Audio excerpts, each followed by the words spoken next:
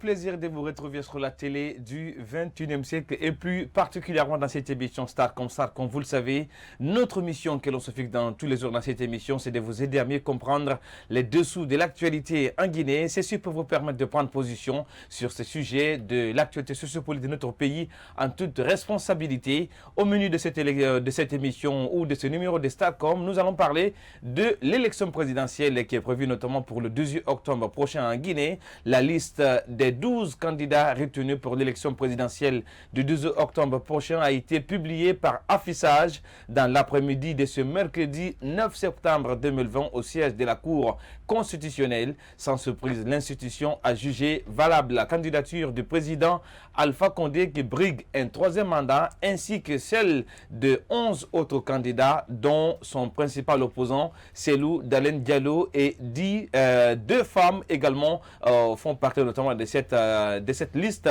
de candidats pour l'élection présidentielle du 18 octobre.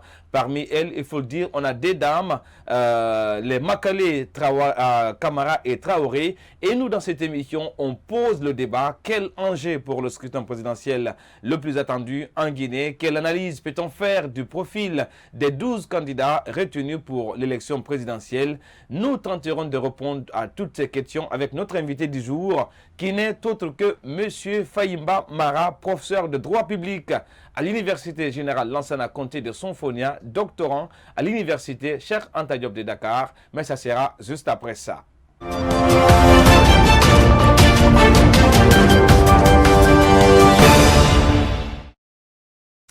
Merci de nous renouveler votre confiance et votre considération sans cesse à cette télé et plus particulièrement à cette émission Starcom, l'émission qui vous aide notamment à mieux comprendre l'actualité de la Guinée. Pourquoi pas, c'est le passage obligé de ceux et celles qui font cette actualité guinéenne. L'actualité oblige, on ouvre cette émission par notamment la Covid-19 avec le président Alpha Condé qui proroge l'état d'urgence sanitaire pour un mois. Il faut dire que dans une ordonnance lue dans la soirée de ce mardi 15 septembre 2020, à la télévision nationale, le président de la République, professeur Alpha Condé, a prorogé de nouveau l'état d'urgence sanitaire pour une période d'un mois à compter de ce jour jusqu'au 16 octobre prochain sur toute l'étendue du territoire national. Mais peu après l'annonce de la nouvelle du chef de l'État, un mouvement de colère s'est emparé dans certaines capitales de la capitale, notamment de Conakry. Plusieurs jeunes ont envahi la T1 pour protester contre cette décision du président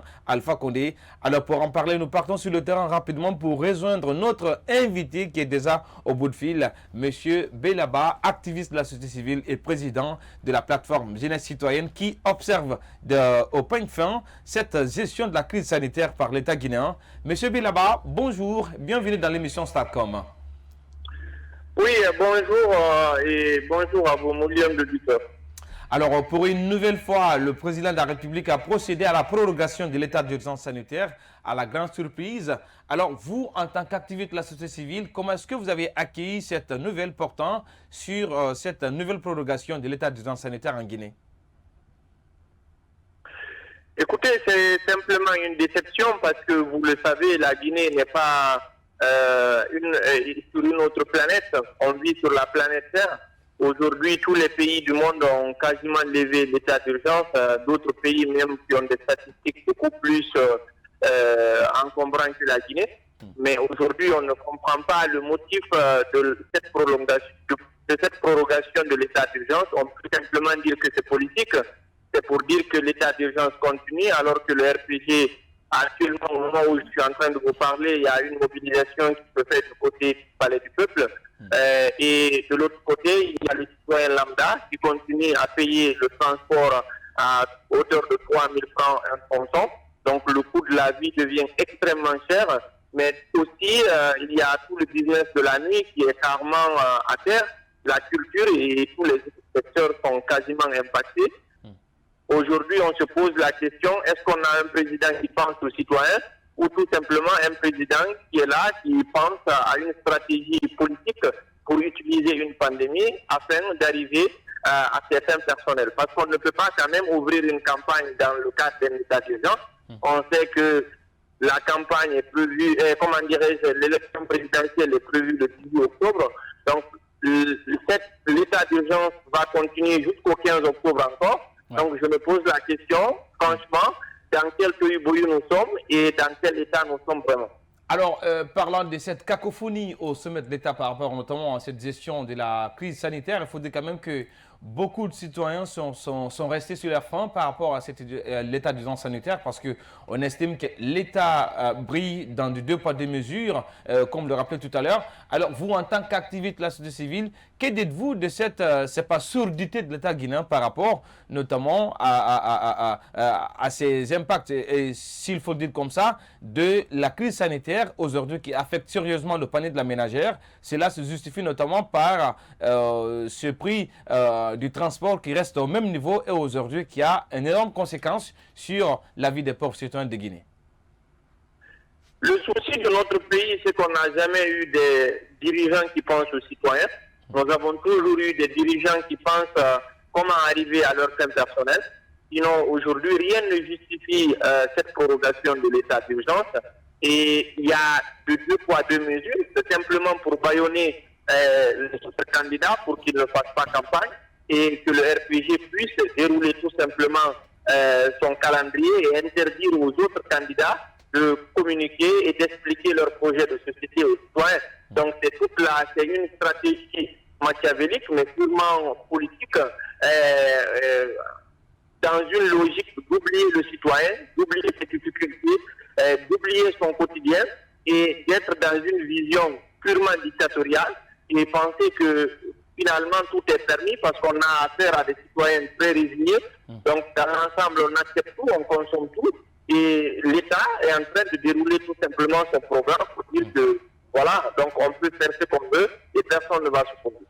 Alors, il y a cette question qui se pose par rapport à la régulation du transport. C'est vrai que comparativement à d'autres secteurs, on a vu cette sortie de l'ANSS par rapport à la reprise des activités sportives. Selon vous, qu'est-ce que l'État devrait faire en termes de régulation? C'est pas le prix du transport aujourd'hui qui est exorbitant pour bon nombre de citoyens et qui affecte sérieusement le panier de la ménagère. Vous vous rappelez, j'avais interpellé le ministre de l'Hydrocarbure par rapport au prix du carburant. Donc, il y a presque 2 mois de cela, lors du début de la pandémie, le cours du baril avait carrément chuté sur le plan international. On était venu jusqu'autour de $15, le cours du baril. Donc, aujourd'hui, on est autour de $25. Donc, quasiment, on peut réduire le prix du litre aujourd'hui jusqu'à 6 000 francs. Malheureusement, ils ont quasiment refusé toute cette logique, ils ont réduit que de 1000 francs.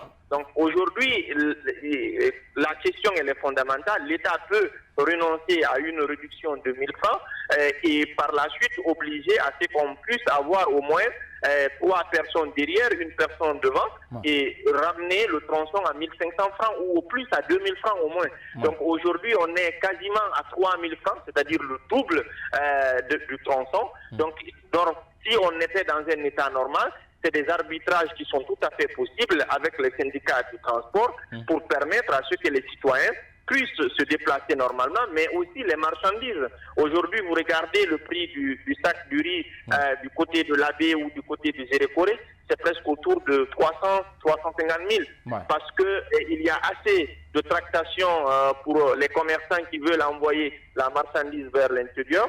On dit que le transport a quasiment doublé. Nous avons des policiers au bord de la route qui nous font carnaquer malheureusement les citoyens guinéens. Donc tout cela influence très négativement le panier de la ménagère et le coût de la vie devient de plus en plus cher. Donc aujourd'hui, c'est de la responsabilité du ministre des Hydrocarbures, du ministre du Commerce, du ministre du Transport, donc avec le patronat, avec le syndicat, pour faire un arbitrage juste et équitable afin de permettre aux citoyens de souffler un tout petit peu. Parce qu'aujourd'hui, quasiment, tout le monde, ce n'est pas une question d'un parti ou quoi que ce soit, tous les citoyens guinéens sont affectés très durement avec ce coût de transport qui devient encore de plus en plus pressant sur notre quotidien. Belaba, merci d'être passé dans cette émission. Je rappelle que vous êtes le président de la plateforme Jeunesse Citoyen et tout le plaisir a été pour moi de vous recevoir dans cette émission Starcom pour parler notamment de cette prorogation de l'état d'urgence sanitaire. C'est un plaisir. C'était Bella Bandiette dans cette émission. On revient sur ce plateau pour répartir avec cet élément de reportage qui illustre notamment cette réaction des citoyens par rapport au maintien de l'état d'urgence sanitaire. Et après, nous reviendrons sur ce plateau avec notre invité, M. Fahimba Mara, pour avoir notamment sa position sur cette prorogation de l'état d'urgence sanitaire. On suit le reportage et on revient juste après pour continuer cette émission.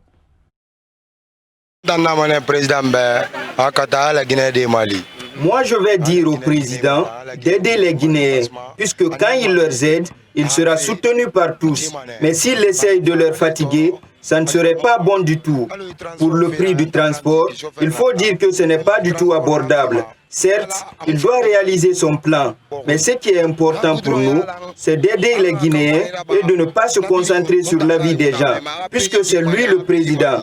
S'il aide le pays, personne ne va le blâmer. Au cas contraire, il sera discuté. En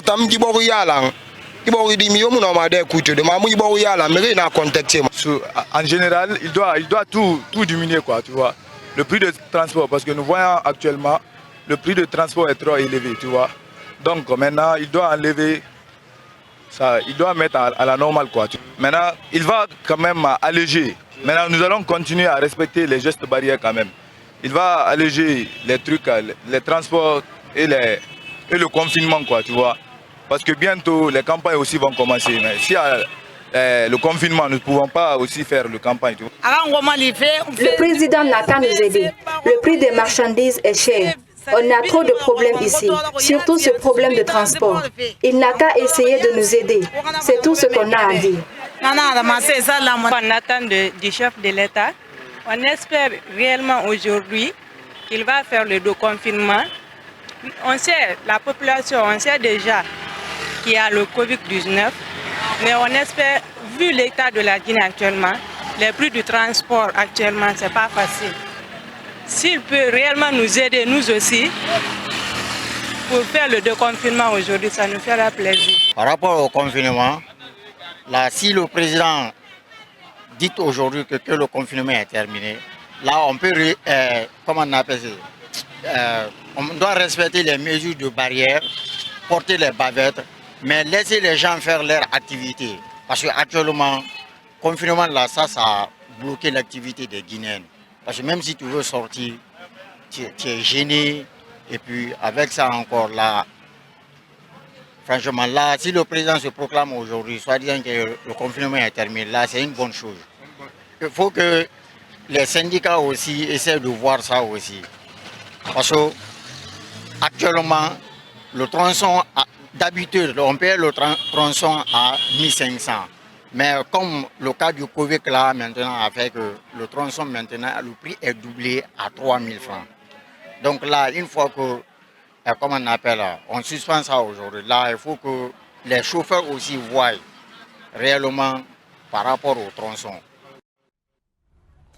C'était la réaction des citoyens dont les propos ont été recueillis, j'allais dire notamment, c'était à la veille de cette sortie du chef de l'État dans une ordonnance par rapport à la prorogation de l'état d'urgence sanitaire, des citoyens qui lancent ce cri de cœur au chef de l'État par rapport à la levée systématique notamment de l'état d'urgence sanitaire et pourquoi pas à la régulation du prix du transport. Alors, Monsieur Mara, bonjour, j'allais dire, parce que voilà, je vous ai présenté, mais sans me dire bonjour. Bonjour, bienvenue dans l'émission Starcom. Merci d'être là. Bonjour M. Barry, merci pour cette invitation. Ouais. Je dis aussi bonjour à tous les téléspectateurs qui nous suivent maintenant dans cette émission. Merci vraiment. Alors il faut dire quand même que c'est vrai que vous avez écouté l'analyse notamment de l'activité de la société civile Bellaba, mais également ces propos de ces citoyens qui semblent lancer une sorte de cri de cœur au chef de l'État par rapport à la levée systématique de l'état d'urgence sanitaire, pourquoi pas également à tout ce qu'ils ont aujourd'hui comme difficulté à rencontrer avec l'état d'urgence sanitaire. Bon, vous savez, la levée complète de l'état d'urgence sanitaire, je crois que voilà, c'est trop dire. Vous savez, bon, comparativement à M. Ba, moi je dirais tout récemment avec les statistiques que le système... On parle de plus de 10 000 cas cumulés du cas de coronavirus. Voilà, avec les statistiques annoncées par le système de santé guinéen, c'est vrai, avec ces statistiques, on peut se réjouir, on peut se frotter la main pour dire que la gestion a été relativement bonne, dans la mesure où, quand on vous dit qu'il y a eu plus de 10 000 contaminations et 9 000 guéris, plus de 9 000 et quelques guéris, et 68 ou 63... Et une soixantaine de cas déplorés. Comparativement à d'autres pays, naturellement, nous pouvons dire que, si vous voulez, cette pandémie a été relativement bien gérée.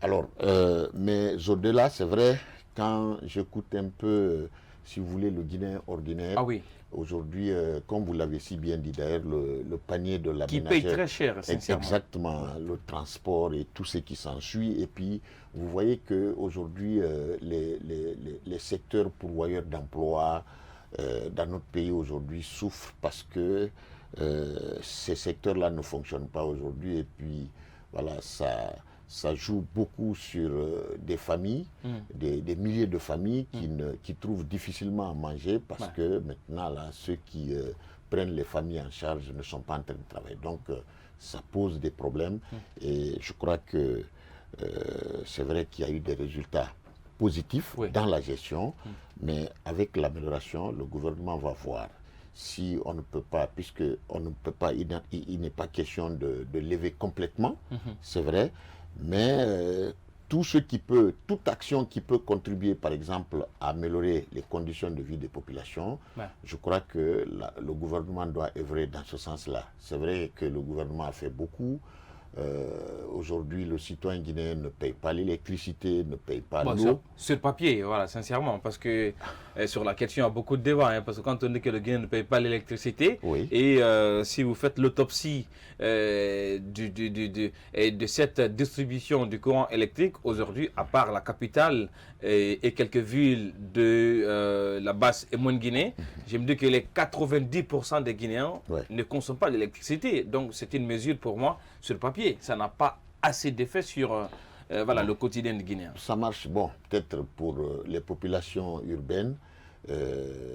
Si vous prenez Conakry et ses environs, il faut reconnaître que ça contribue à soulager un peu les charges familiales. Même si encore le poids est là, avec le transport et autres impératifs.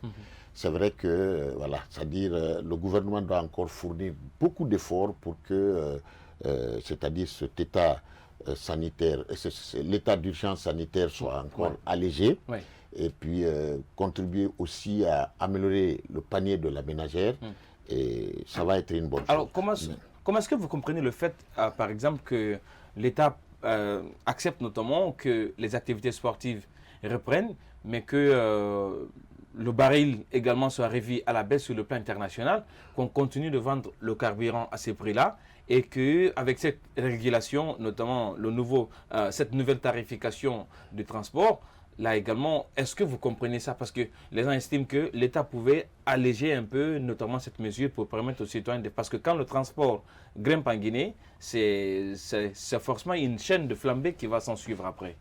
Oui, vous savez, le problème de l'État guinéen, c'est que on a comme l'impression du côté du fisc qu'il n'y a pas, si vous voulez, c'est-à-dire il n'y a pas assez d'initiatives qui peuvent contribuer à élargir l'assiette de base fiscale. Vous comprenez? C'est-à-dire on a comme l'impression que c'est-à-dire la source de revenus principale de l'État guinéen en termes de fiscalité provient du pétrole. Et ça, c'est sur le dos du citoyen. Naturellement. Donc, vous voyez, c'est ce qui fait que toutes les fois que le citoyen ordinaire a réclamé, si vous voulez, la diminution du prix du litre à la pompe, le gouvernement a toujours fait la sourde oreille. Il n'y a jamais eu d'effet de ce côté. Or, tant qu'il n'y a pas d'amélioration de ce côté, c'est que c'est le seul secteur qui impacte sur tous les autres secteurs. Alors donc, vous pouvez améliorer par là, mais par-ci, si ce n'est pas fait, c'est-à-dire l'effet pervers sur les autres fait que, même s'il y a des efforts... On ne peut pas les sentir. On ne peut pas les sentir. Je crois que c'est ce que nous connaissons un peu avec ce refus, si vous voulez, cette sourde oreille que l'État guinéen ne cesse d'observer par rapport à la diminution du prix du litre du carburant à la pompe. Bien. Ouais. Alors, il faut dire quand même que c'est tout ce qu'on pouvait dire pour cette première partie de l'émission Starcom consacrée essentiellement à cette prorogation de l'état d'urgence sanitaire par le président de la République qui est désormais renvoyé jusqu'au 16 octobre. Nous, on marque une courte pause avant de revenir dans cette émission pour parler de politique avec l'élection présidentielle du 18 octobre, l'analyse comparative qu'il faut faire notamment de ces candidats, les enjeux du scrutin présidentiel du 18 octobre et quels doivent être notamment les différents axes prioritaires du nouveau président au sortir de ces élections. Toutes ces questions seront répondues dans la deuxième partie de cette émission Starcom avec notre invité Fahim Bamara, mais ça sera juste après cette petite transition.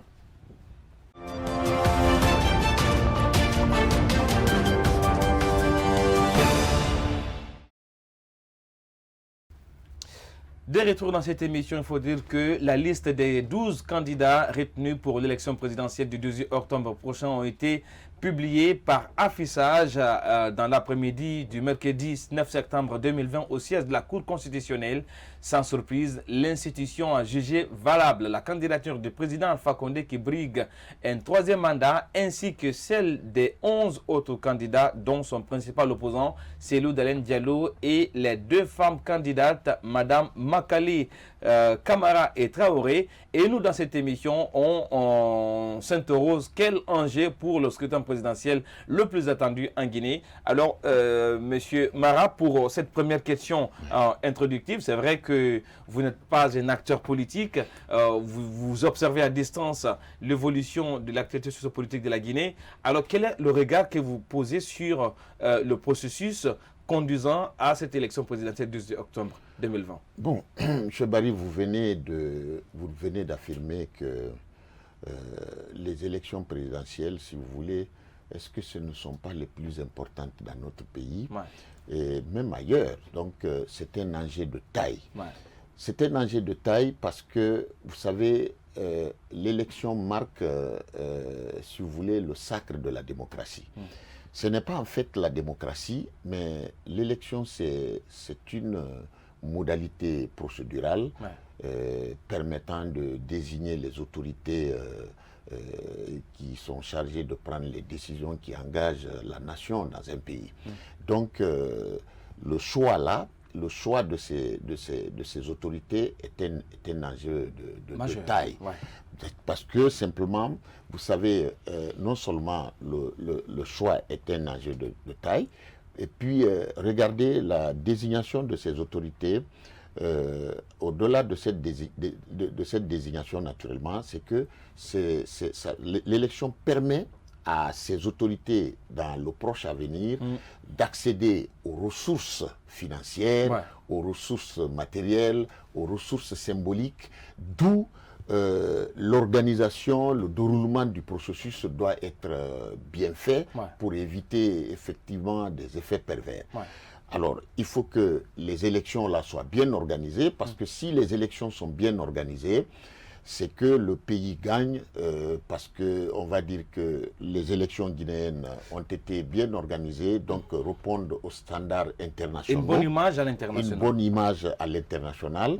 Et puis, si ce n'est pas bien organisé, naturellement, ça peut susciter, si vous voulez, des contradictions violentes. Alors, il y a cette question, c'est vrai quand même que vous le rappelez, la place notamment de la tenue, surtout d'une élection, surtout présidentielle dans un pays, mais pour le cas spécifique de la Guinée, parlant de cette élection présidentielle, on le sait, on vous a reçu sur ce plateau pour parler notamment de la falsification ou du changement de la Constitution, et puis de l'adoption de ce nouveau Parlement, avec tout ce qui a suivi. Est-ce que selon vous, ce processus qui nous conduit vers cette élection présidentielle est un processus rassurant, sur lequel on peut espérer la tenue d'une élection crédible, libre et transparente? Bon, vous voyez, je ne suis pas un messie ou je ne suis pas un prophète pour vous dire maintenant que ces élections-là le déroulement des élections vont se passer dans les règles de l'art. Est-ce que vous êtes rassuré? Alors, au regard d'où nous venons, au regard du processus, au regard du processus qui s'annonce naturellement, déjà, il faut dire que l'enjeu est de taille parce que les acteurs déjà ne se font pas confiance. Et puis les pourparlers ont commencé maintenant. À l'heure où je vous parle, il y a beaucoup de discussions autour du fichier. Bah oui, surtout, qui donne la région de Kankan comme étant la région la plus peuplée de la Guinée. Donc, le fichier déjà fait polémique entre les acteurs politiques. Et puis, si vous voulez, d'autres conditions au point de vue organisation aussi posent problème. Donc, à l'heure où je vous parle naturellement, c'est qu'on n'est pas encore sorti de cette étape-là pour dire que les acteurs sont rassurés, que les conditions d'organisation des élections sont de mise, et puis ils sont rassurés et qu'on peut aller. Alors donc aujourd'hui, tant que nous pouvons, il faut reconnaître qu'il y a toujours de l'électricité dans l'air, parce que vous n'êtes pas sans savoir que quand les deux grands partis du pays sont dans un processus électoral, notamment l'UFDG et le parti au pouvoir, et le parti au pouvoir, mais ça pose beaucoup de problèmes, il y a beaucoup d'enjeux. Parce que après, si les règles du jeu ne sont pas observées, alors vous voyez ce que cela peut comporter pour le pays. Là, il y a les risques de déstabilisation du pays, les contradictions politiques, l'instabilité et tout ce que cela peut comporter. Donc aujourd'hui, on ne peut pas dire d'entrée de jeu que le processus est apaisé et qu'il est exempt de toute contradiction. Donc les Guinéens peuvent se frotter la main pour dire qu'au lendemain, nous allons avoir un élu moins contesté et qui va incarner, si vous voulez, le choix de tous les Guinéens. Donc attendons de voir comment le processus va évoluer, comment les règles de jeu vont être, si vous voulez, vont être observées, et puis les conditions de participation, si ça rassure les acteurs, tout à fait. C'est sorti de ça qu'on pourrait. Alors il faut dire quand même que M. Faiba Mara, que sur la liste notamment de ces candidats annoncés, nous avons, comme le rappelé dans cette émission, 12 candidats. Si vous permettez, je vais les citer pour vous. Vous avez Maître Abdul Kabele Kamara du parti RGD, vous avez Ousmane Doré du MND, vous avez Madjouf Moro Sidibé du AFC, il y a également Ibrahima Abessila de la NGR, Alpha Condé du RPG Arc-en-Ciel,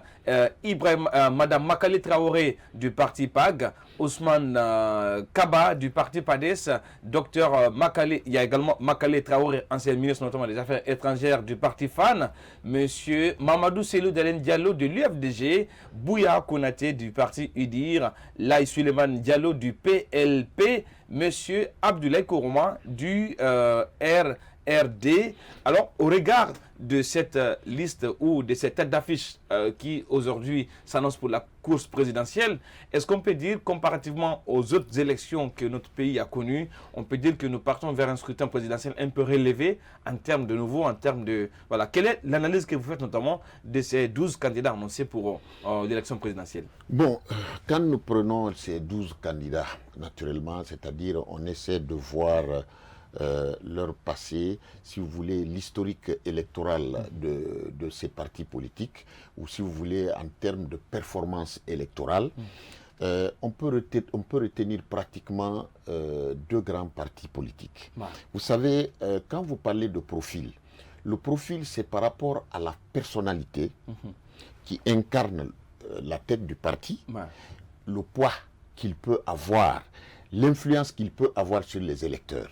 Alors, si vous regardez aujourd'hui un peu les scores électoraux des partis politiques en lice, vous verrez que c'est pratiquement, l'enjeu va être entre, surtout le premier tour là, où c'est vrai qu'il y a le vote, vous savez, en matière de vote, il y a le vote du cœur et il y a le vote réaliste. Ah oui. Bon, maintenant, dans un premier tour, chaque candidat va tirer dans sa région ou dans sa famille ou en tout cas dans son groupe, parce que vous savez, en Afrique, généralement, ce n'est pas la Guinée seulement.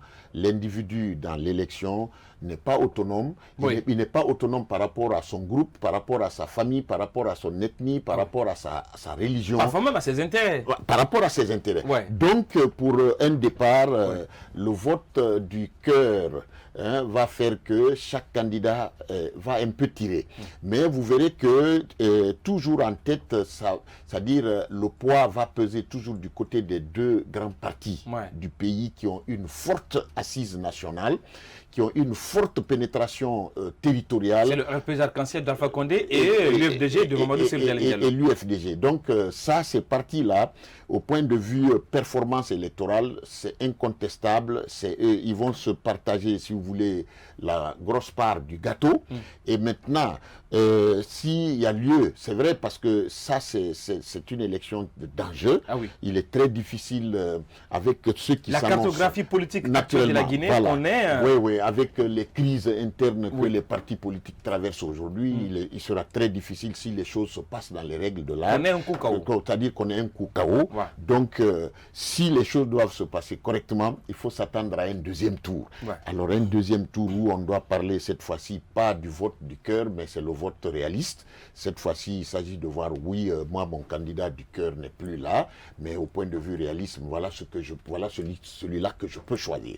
Donc, il est fort probable, je dis bien, il est fort probable avec tout ce que nous connaissons sur le terrain politique aujourd'hui, si vous voulez, les enjeux électoraux, le comportement électoral. Quand vous prenez la sociologie, c'est-à-dire vous faites une analyse de la sociologie électorale guinéenne, naturellement, vous comprendrez que l'enjeu pèse beaucoup parce que c'est pas facile. Aujourd'hui, les grands partis dont je parle, l'UFDG et le RPG... Et qui sont d'ailleurs des partis qui ont des bastions en fonction des régions. Voilà, aujourd'hui, ça pose problème parce que ces partis-là sont en train de traverser des crises sérieuses.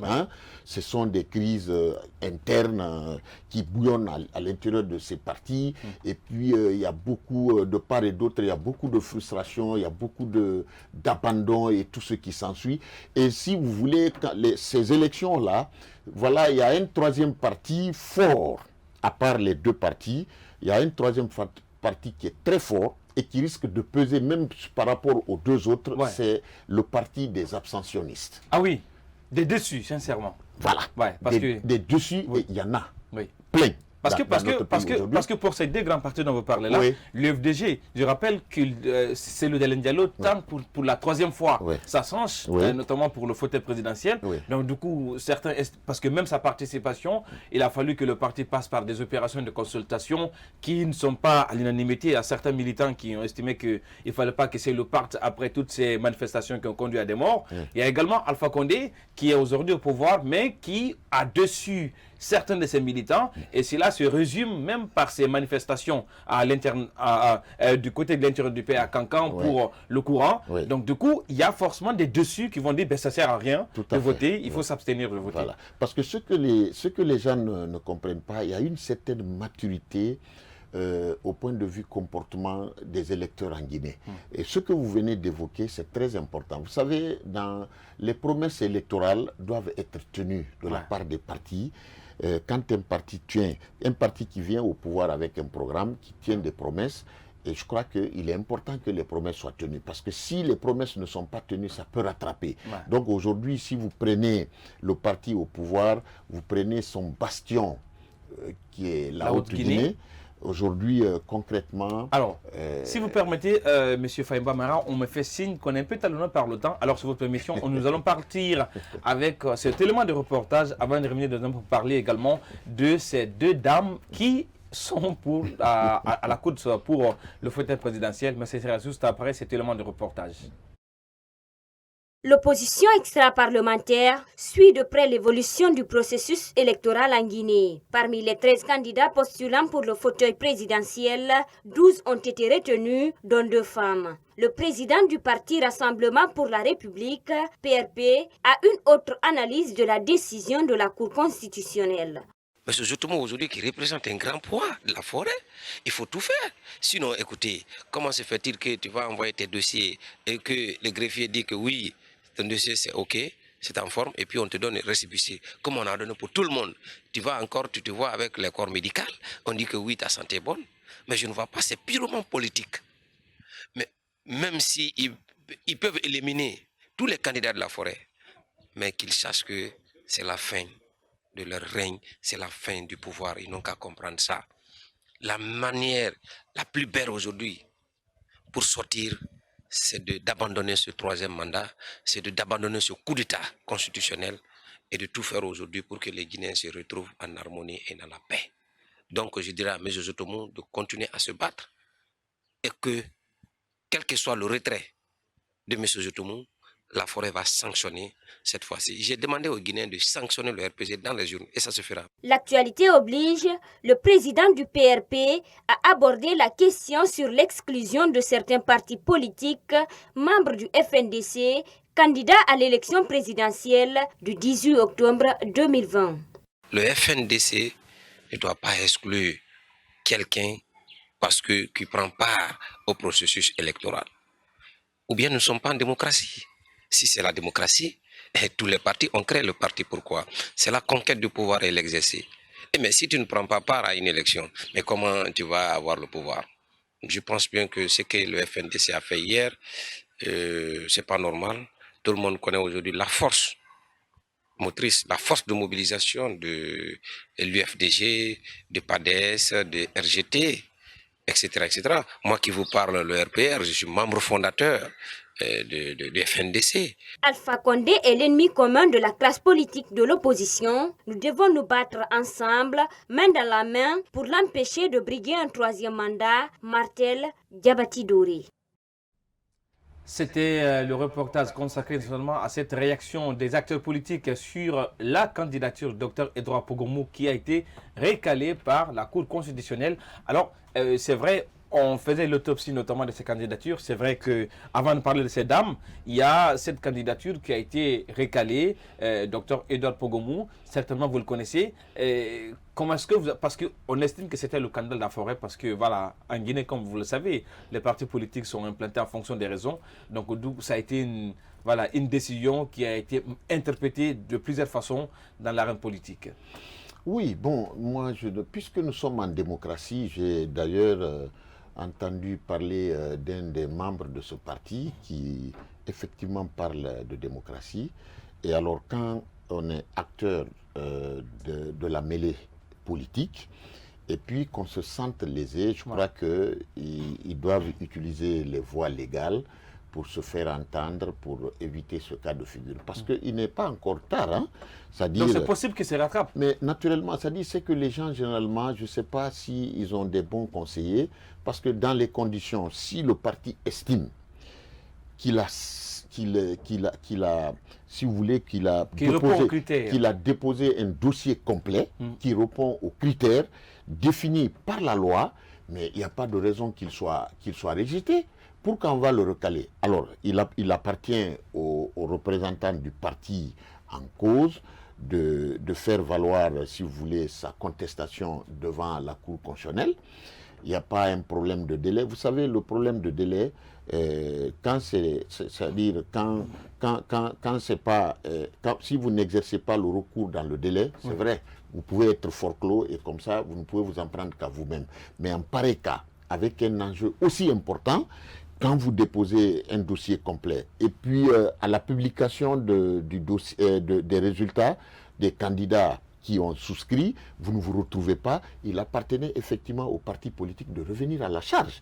Parce que les textes sont là, les conditions sont là. Si vous respectez, il n'y a pas de raison. Il faut rappeler qu'on aura dans cette émission, certainement la semaine prochaine, notamment Dr Edouard Pogomou pour parler de cette candidature qui a été rejetée notamment par la Cour constitutionnelle. Nous, on marque une courte pause. On revient juste après dans cette émission pour donner les grands axes prioritaires du nouveau président de la Guinée par rapport notamment au développement qu'on pourrait souhaiter pour le citoyen guinéen.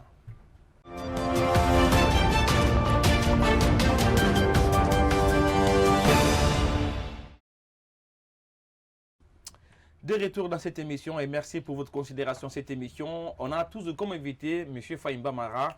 Il est professeur de droit public à l'Université Générale Lansana Conté de Sonfonia, doctorant à l'Université Cheikh Anta Diop de Dakar. Alors, M. Mara, c'est vrai que vous avez parlé tout à l'heure notamment de vote du cœur et même des abstentionnistes qui pourront peser. Alors, parlant de cette élection présidentielle de 2020, il y a une certaine particularité parce que c'est vrai qu'on avait vu la candidature d'une femme par le passé, mais cette fois-ci on parle de deux dames. Est-ce qu'on peut dire qu'on a affaire cette fois-ci avec une élection un peu relevée en termes de cote, en termes de considération? Oui, nous pouvons mettre ça au compte, si vous voulez, d'une avancée significative. C'est vrai, dans le processus politique, c'est que les femmes sont en train de se réveiller et les femmes sont en train de s'investir pour arracher leur place dans l'arène. Et ça, je salue et j'encourage de passage. Maintenant, il va falloir pour elles de s'investir beaucoup sur le terrain pour les partis qui sont dont si vous voulez, la gestion leur incombe naturellement. Il va falloir pour elles de s'investir beaucoup sur le terrain, de beaucoup travailler sur le terrain, de mouiller le maillot pour asseoir une assise nationale et pour la crédibilité du parti dans le futur, pour que le parti soit ancré dans la conscience collective, pour dire que voilà, pourquoi pas dans un proche avenir une alternative féminine, voilà, à la tête de l'État guinéen. Mais ça, il va falloir pour elle. Alors, il y a cette question. Vous qui êtes notamment observateur de la chose politique, est-ce qu'on peut dire le fait qu'on ait 12 candidats montre le niveau d'importance qu'on pourrait accorder à une élection présidentielle, ou bien c'est un nombre sur lequel il ne faut pas se fier pour parler de cette ambiance démocratique en Guinée? Voilà, c'est le mot. Je partage effectivement, c'est vrai, cette affirmation quand vous parlez d'ambiance politique, d'ambiance démocratique par rapport à l'enjeu. Mais il va falloir, c'est-à-dire quand vous prenez à part, si vous voulez, 2, 3, 4 partis politiques, tous ceux qui viennent maintenant là, si vous regardez sur le plan expérience même, ils sont sur le plan expérience, mais sur le plan même de participation. Oui, parce que ici, vous savez, nous sommes dans les élections. L'élection, vous savez, c'est la conquête de l'électorat. Et la conquête de l'électorat, vous êtes à la recherche du suffrage. Et pour cela, ça nécessite beaucoup d'efforts, beaucoup de travail sur le terrain, comment conquérir l'électorat, comment rassurer l'électorat dans un processus comme le nôtre. Vous voyez, c'est-à-dire qu'est-ce qui va être le poids de ces partis, si vous voulez, des 8 ou 9 partis politiques au lendemain de la proclamation de ces résultats-là. Donc, attendons de voir en termes de pourcentage.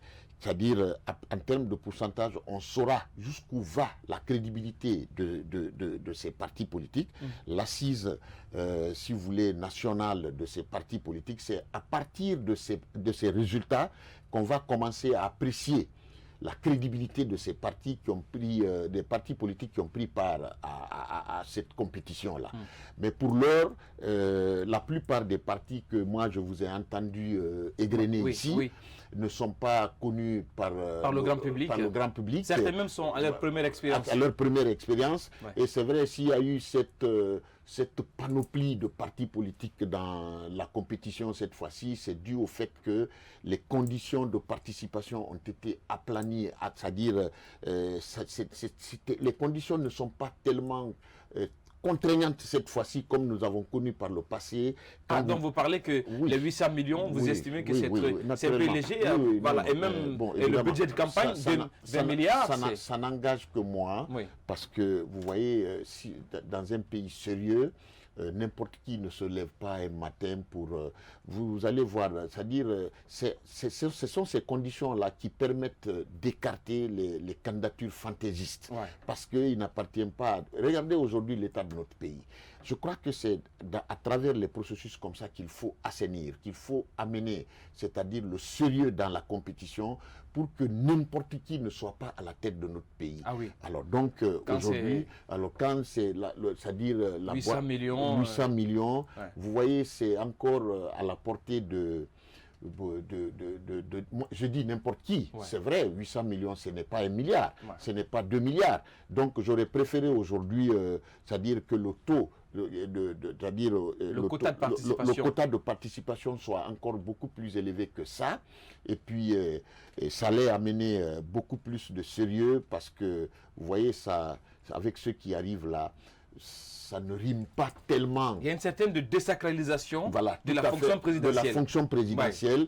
Alors qu'il n'est pas l'une des moindres dans une nation. Donc ça n'engage que moi. Peut-être que, c'est-à-dire en me suivant sur votre plateau, ça va faire grincer beaucoup de dents. Mais c'est votre position. Voilà, donc ça n'engage que moi, je ne dis pas, ça n'a rien à voir d'ailleurs avec la réalité, mais dans le futur, nous pensons que le pays a besoin de personnes, de personnalités, de profil, parce qu'il n'appartient pas à n'importe qui d'être à la tête d'une nation aussi grande comme la Guinée, et avec tous les défis que cela peut comporter. C'est ce qui fait d'ailleurs que, malheureusement, ceux qui sont portés à la tête du pays se servent du pays que de servir le pays. Voilà, donc parce que simplement dans la compétition, les conditions de compétition sont telles que il n'y a pas de filtrage qui peut permettre, c'est-à-dire de mettre de côté les fantaisistes qui viennent. Et d'ailleurs, certains pays comme la Côte d'Ivoire, ils ont passé par une formule simple parce qu'il y a cette question du parrainage, c'est qu'il y a un nombre de parrainages qu'il faut obtenir.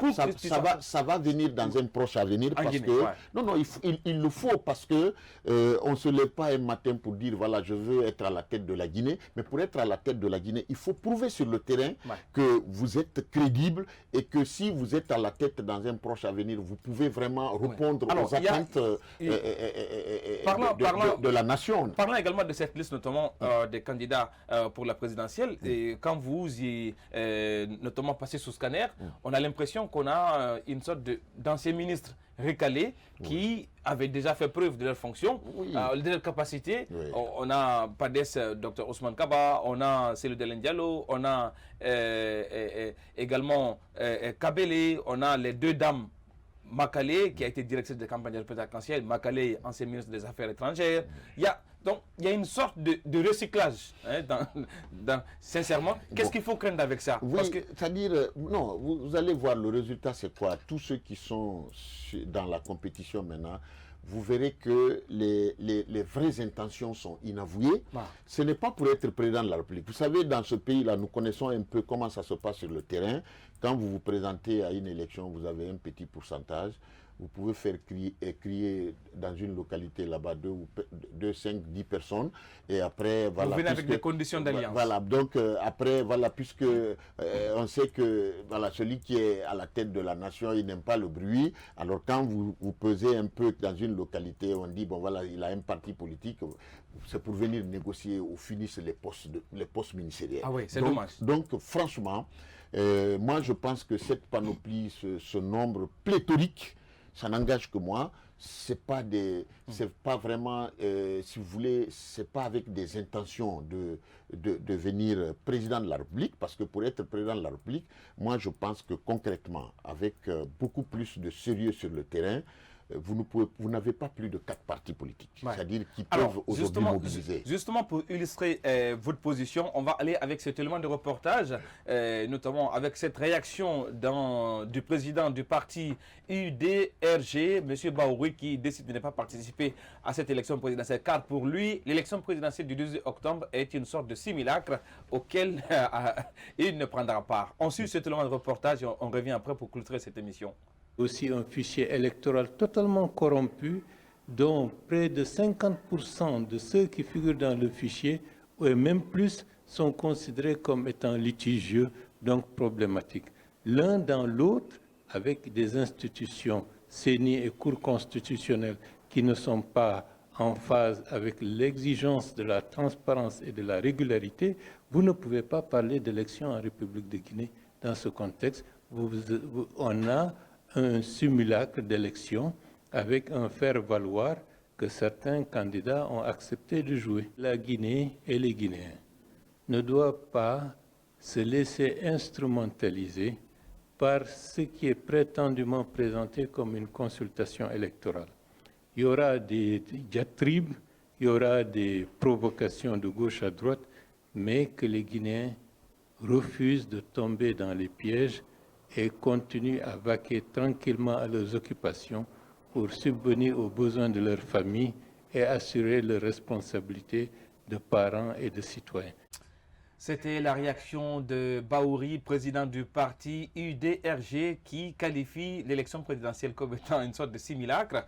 Alors, c'est vrai quand même qu'au regard de tout ce qu'on voit en Guinée, on peut être d'accord avec lui. Alors, il y a cette question qui revient, parce que lors de ces élections, comme vous l'avez dit tout à l'heure, on va nous tenir des promesses, et certaines ne seront pas en mesure de tenir. Alors, aujourd'hui, quels devraient être, selon vous, les grands axes prioritaires du futur président de la Guinée?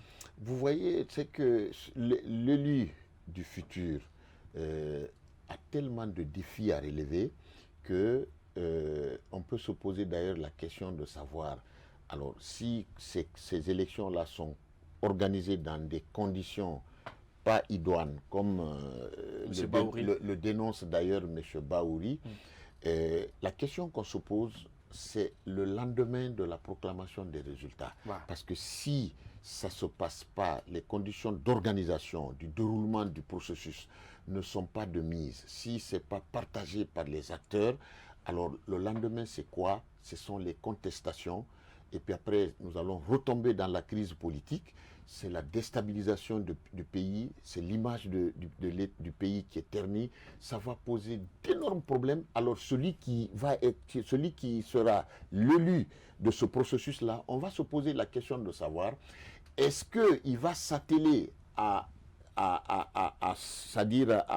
se préoccuper des questions de développement du pays, ou bien il va s'atteler à régler les questions de crise sociale, comment il faut il faut éviter les manifestations de rue, comment il faut éviter, si vous voulez, les mouvements de contestation de toutes sortes qui vont contribuer à mettre les bâtons dans les roues des gouvernants, les élus, et qui n'auront pas la possibilité ou la chance de faire ce qu'ils doivent faire selon les attentes des populations, selon les aspirations des populations.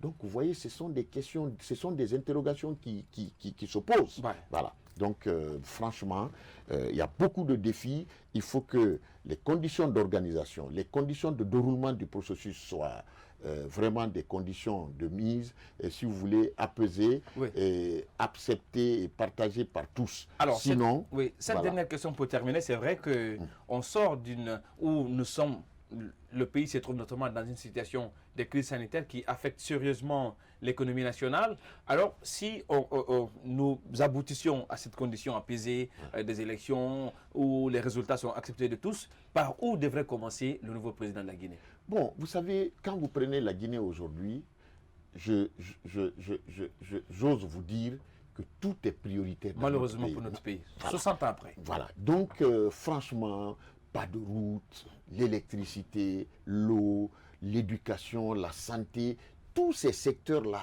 aujourd'hui, sont dans un état vraiment pas reluisant pour les Guinéens. On se demande franchement quel est le prix que les Guinéens tirent de cette démocratisation de notre pays qui a démarré à partir de 1990 jusqu'à nos jours. Quelles sont les retombées aujourd'hui du processus de démocratisation? Grosse interrogation, sincèrement. En Guinée. Voilà l'interrogation que tous les bons Guinéens se posent aujourd'hui. Alors, malheureusement, vous l'avez compris que nous partons vers la fin de cette émission. Alors, pour terminer, certainement, M. Fahimba Mara, vous avez peut-être un petit message à adresser à ces Guinéens qui n'ont pas la lecture ou la même lecture que vous et nous en termes d'autopsie de ces candidats-là. Quel est le message que vous avez à lancer à l'endroit des citoyens, mais aussi de ces acteurs, pour qu'on sorte de cette élection de façon paisible et que la Guinée, pour le Guinéen, puisse notamment continuer à exister? Voilà, ce que je peux dire aux citoyens guinéens, aux électeurs guinéens, ceux qui ont l'âge de voter, je dis que c'est un moment ultime de notre démocratie. C'est, si vous voulez, c'est la vie active de notre démocratie, l'élection. c'est la période pendant laquelle nous allons choisir nos gouvernants, nos autorités qui vont engager le pays dans le futur. Alors, il faudrait bien que nous ouvrons les yeux. Parce qu'aujourd'hui, à l'international, on commence à accuser les peuples qui choisissent les corrompus, des personnalités qui ne sont pas patriotes, qui n'aiment pas leur pays. Comme on le dit, chaque peuple est à l'image. Chaque chef est à l'image de son peuple. Donc aujourd'hui, qu'ils ouvrent les yeux, qu'ils regardent pas la personnalité, mais le programme. C'est-à-dire qui est dans un processus qui rassure les Guinéens, qui est dans des démarches qui consistent par exemple à s'intéresser aux problèmes importants de la Guinée, problèmes d'eau, problèmes d'électricité, problèmes de route, problèmes de santé, problèmes d'éducation. Qui peut relever ces défis-là? C'est de voir dans le lot de candidats ou de candidatures quel est le profil, quelle est la personne qui répond à ce profil-là. Et vraiment que le choix porte dans la transparence sur cette personne-là pour que la Guinée puisse sortir de cette situation que nous regrettons malheureusement. Alors, vous l'avez compris que c'est sur ce message de M. Fahimba Mara, je rappelle qu'il est professeur de droit public à l'Université Générale Lansana Conté de Sonfonia, doctorant à l'Université Cheikh Anta Diop de Dakar, mais également il est le porte-parole des enseignants-chercheurs de l'Université Générale Lansana Conté. Alors, M. Fahimba, ça a été le plaisir pour moi de vous recevoir dans cette émission Starcom. Merci. Et j'espère qu'on va se retrouver parce qu'il faut rappeler qu'à l'intention de ces téléspectateurs, qu'on aura des éditions spéciales qu'on va organiser sur cette télé à l'occasion notamment de cette élection présidentielle pour également continuer à les éclairer sur ce processus électoral. Merci d'être passé dans l'émission Starcom. Merci M. Barry, le plaisir est partagé. Et à vous également, chers téléspectateurs de cette émission Starcom et plus particulièrement, pourquoi pas cette télé Star 21 TV. Merci pour votre aimable attention. J'espère que cette émission